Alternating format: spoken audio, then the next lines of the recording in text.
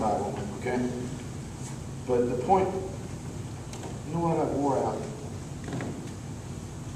These are both parallel Bibles. Each of these have got 4 different translations on each page, and they're different ones. This one has got Williams, Beck, and several others. This one has got, they all start with King James. If you open it up, you can have the King James Version, which is good. And then Modern Language, the Living Bible, Revised Standard. All 4 of these, these have got like 7, because they both have King James. So there's like 7 different translations in these 2 books. Okay? Well, why do you do that? And the Message, which is paraphrased, and the Amplified Version, why do you do that? Because the whole point is for you to understand what God's trying to get you to understand. Amen. Not to argue about things, right. To see the whole picture, to understand it. Yes, amen. Okay. I personally use the NASB. Why? Because I think it's holier than anything else. No, it's easier for me to understand. Amen. It reads well to me. So if you're a King James Version, hang on to it. If you're a New King James person or NIV or whatever, I don't care. The whole point is stay there as long as you're seeing. But get you a few other translations that you can read all at the same time until you get the picture. Amen. Okay. So the Bible, there's a guy he was a scientist.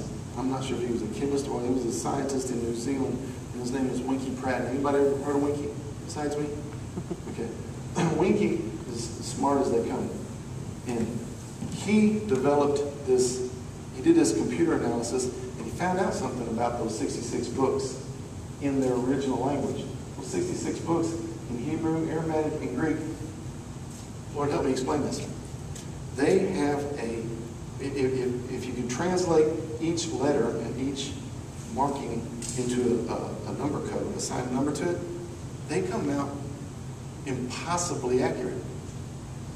There's a mathematical code in the original Hebrew, Aramaic, and Greek text, or manuscripts. If you can transfer those into a number system, it's perfect. It is perfect. If you were to, in your translation process, change this letter, which stands for this number, to another numeric code, you'd ruin the whole thing. And it's like the chances of that happening are astronomical. There's like billions to one that could actually have just mathematically fallen into place. It's like incredibly mathematically perfect in its original, those 3 languages.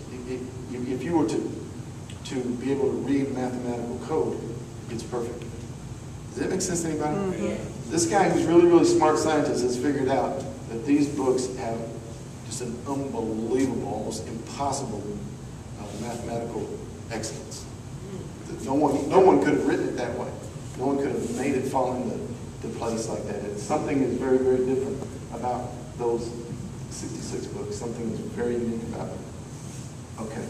So I have, excuse me, I keep thinking I have a little microphone here, so I keep going like that.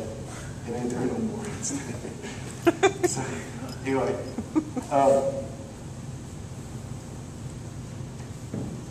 Have I explained at all to you why not just Christians, but people believe this book? All I'm trying to do is get to, we're not even really going down our first step of basic training. I'm just trying to get you guys off the bus and shave your heads. Yep. Okay? Are we getting that far? Yep. Okay. All right, so if I just shave your heads, now I'm going to throw your BDUs at you. Okay? I'm going to give you an example of how this thing could get correctly translated or incorrectly translated. So turn back to return to Deuteronomy if you want to read this, or just sit there and listen.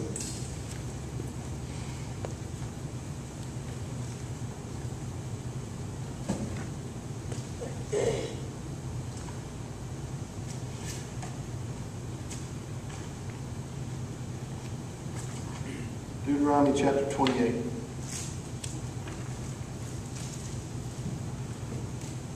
Now, if you could read Hebrew.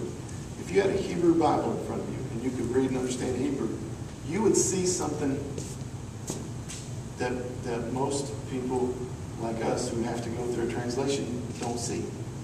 Because we don't read Hebrew. We read something that was translated out of Hebrew. I'll give you an example.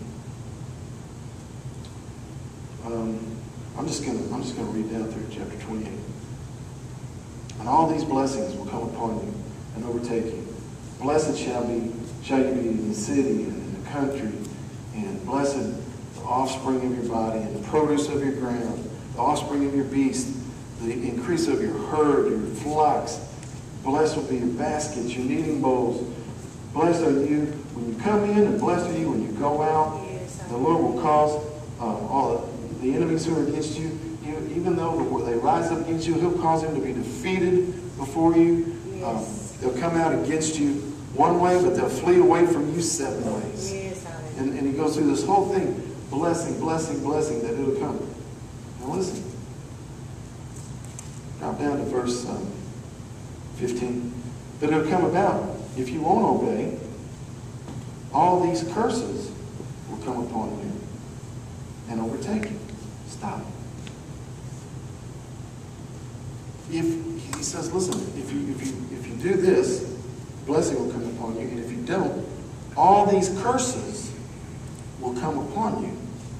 And all these curses are going to overtake you. Yes. Now listen, let me finish this now.